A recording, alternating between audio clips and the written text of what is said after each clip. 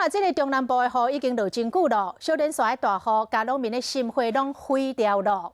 像这个中秋节烘肉，真侪人嘛爱烘这个白虾，也毋过嘉义县饲白虾的这个水质的环境，因为雨水来迫害，有袂少的白虾染病死亡，已经造成1成到3成的损失。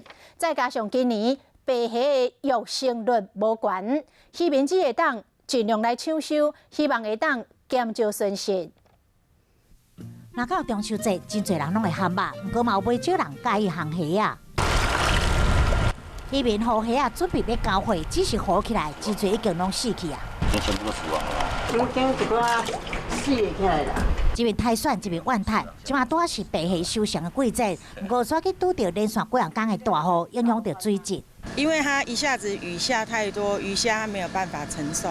若是水质的改变，互虾啊染病死亡，极端的气候，嘛有今年虾啊育成率无悬。你热咧，若随个日搁开来吼，啊，即个虾啊生存，伊就活动率就较袂晓活动，啊，就算一直花的。就因为这相同的影响，互今年即季的白虾咧是损失1成到3成，市场的计数嘛因此起。